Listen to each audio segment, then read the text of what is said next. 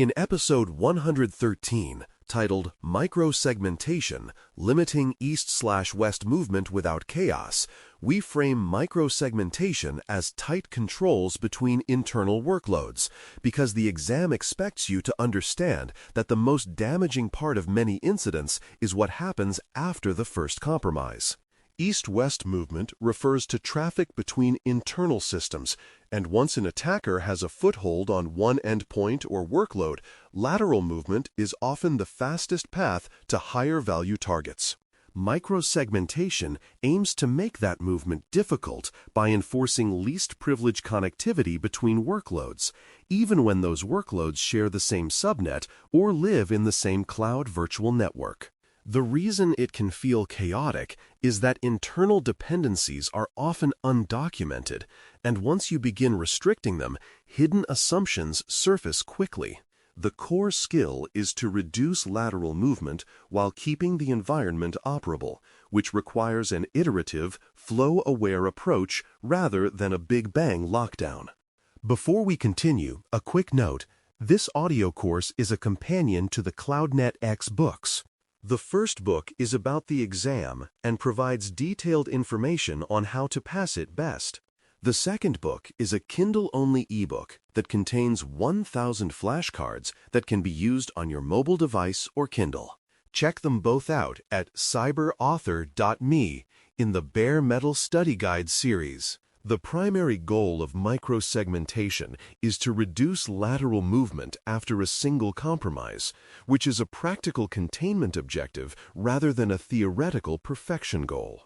If one server is compromised, the attacker should not be able to scan freely, connect to every other service, or reach management interfaces just because the network is flat. Microsegmentation narrows the reachable set of targets by allowing only the flows that the workload truly needs to function, which reduces the attacker's options and increases the chances that abnormal movement will stand out. This approach also supports incident response because a compromised host has fewer pathways to spread, and containment actions can focus on a smaller set of dependencies. The exam often tests this containment logic because it aligns with zero-trust thinking, where access is explicit and least privilege rather than assumed by location. When you can explain microsegmentation as limiting blast radius and lateral movement, you demonstrate why it matters operationally.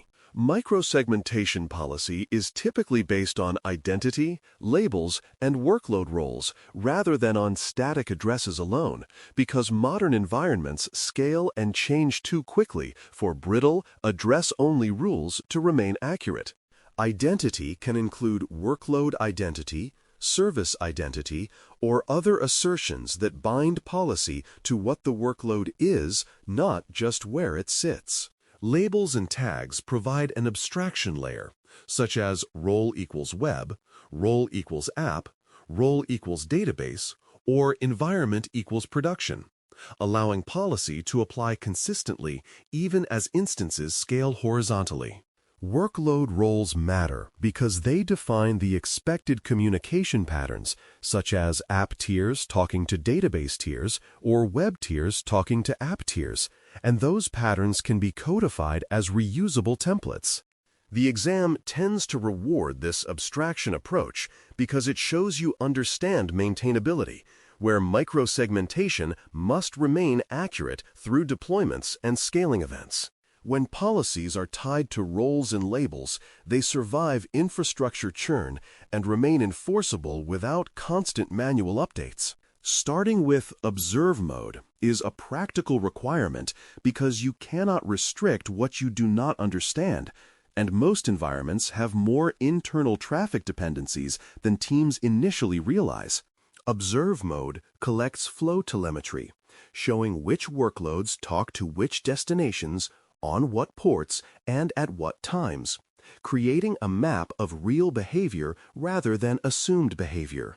This learning phase helps distinguish required traffic from legacy noise, and it reveals shared services and hidden dependencies that must be accounted for, such as name resolution, time synchronization, logging, and authentication calls. The exam often expects you to describe this as a phased rollout because enforcing microsegmentation without observation frequently breaks workloads and triggers emergency exceptions that undermine the control. Observe mode also helps build confidence and stakeholder support because you can show evidence of actual flows and identify candidate restrictions with lower risk. When you learn flows first, microsegmentation becomes a guided engineering effort rather than an outage generator. Enforcement points vary by architecture, and microsegmentation can be implemented at host agents, hypervisors, or cloud policies depending on what layer gives you the right granularity and operational control.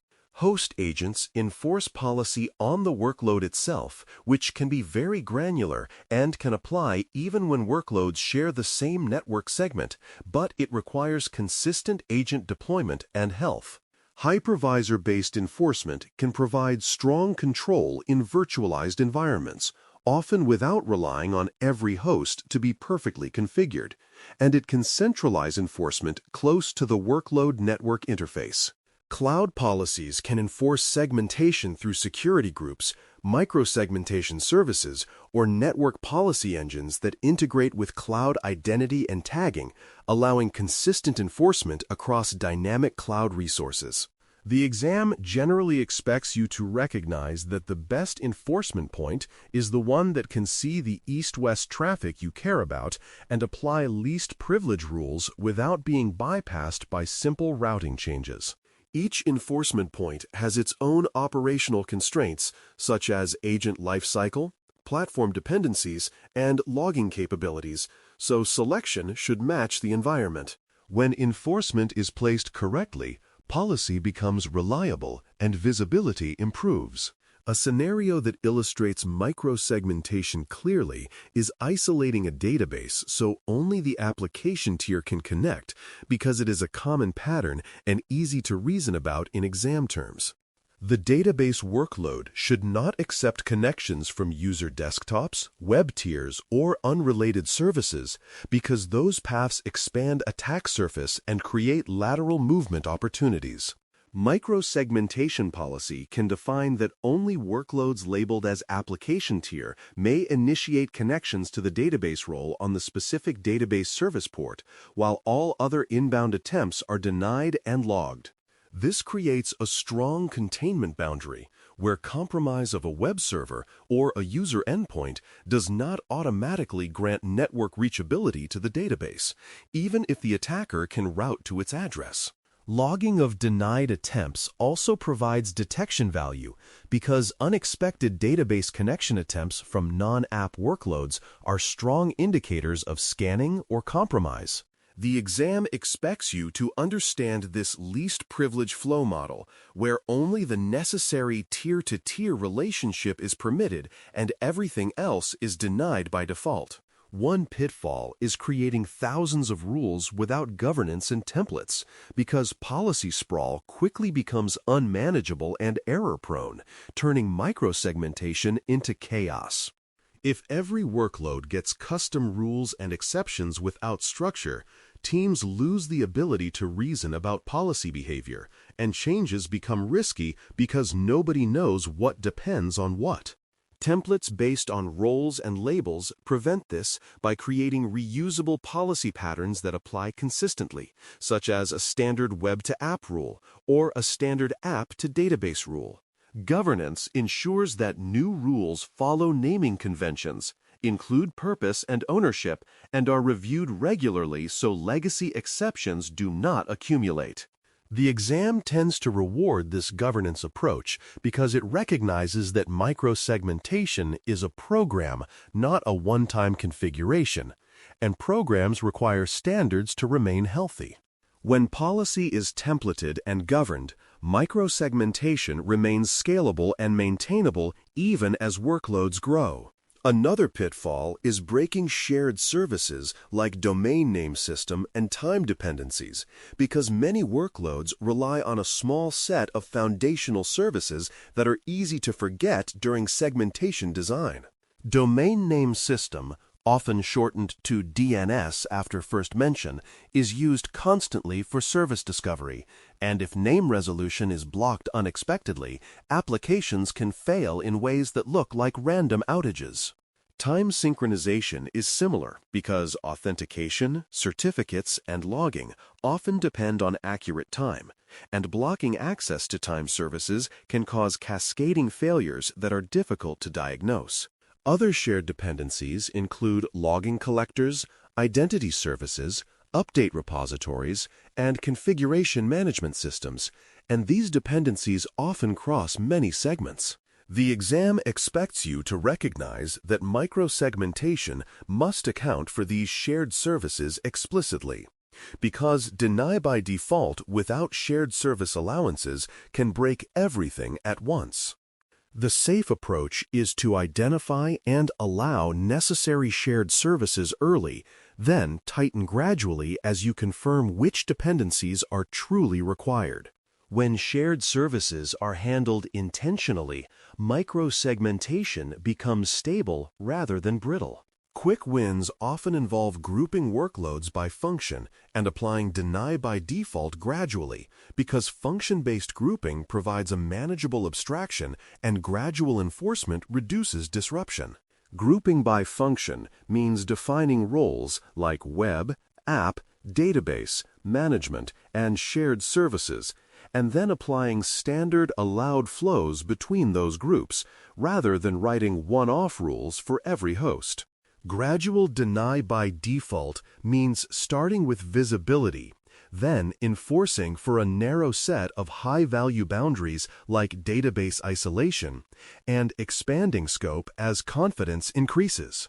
This phased approach also reduces the need for emergency exceptions, because each enforcement step is validated against observed flows and adjusted before it impacts the entire environment. The exam tends to reward this because it reflects how complex network controls are successfully deployed in practice, where iterative tightening is safer than sudden lockdown. When you group and tighten gradually, you get risk reduction early without creating a wave of self-inflicted outages. Operational discipline matters because microsegmentation policies are living controls that must evolve with deployments, scaling, and changing dependencies, so versioning and controlled testing are essential. Versioning policies allows you to track what changed, why it changed, and how to roll back if an enforcement update causes unexpected disruption. Testing changes during low-risk windows reduces business impact and provides time to validate that new rules behave correctly under realistic traffic conditions. Low-risk windows also allow you to observe whether shared service dependencies are still functioning and whether any unexpected denies appear in logs that indicate missing allowances. The exam expects you to connect segmentation to change management, because segmentation errors can look like outages, and outages can be caused by well-intentioned policy updates. When policy changes are versioned and tested, microsegmentation becomes a controlled engineering practice rather than a fragile, high-stress system. A memory anchor that fits microsegmentation is learn flows, group roles, enforce minimally, iterate, because it captures the safe progression from visibility to sustainable enforcement. Learn flows reminds you to start with observation and real traffic mapping because assumptions are where breakage hides. Group roles reminds you to use labels and functional groupings to avoid unmanageable rule sprawl and to make policy reusable. Enforce minimally reminds you to start with high-value boundaries and essential allow rules, keeping the policy surface small enough to validate. Iterate reminds you that microsegmentation is a gradual tightening process where you refine based on telemetry, adjust shared service allowances, and expand coverage responsibly. This anchor aligns well with exam reasoning because it emphasizes phased deployment, least privilege, and operational sustainability, which are the themes exam scenarios often test. A prompt-style exercise is designing 3 segments and allowed flows because it reinforces the idea that microsegmentation is about clear roles and explicit allowed paths.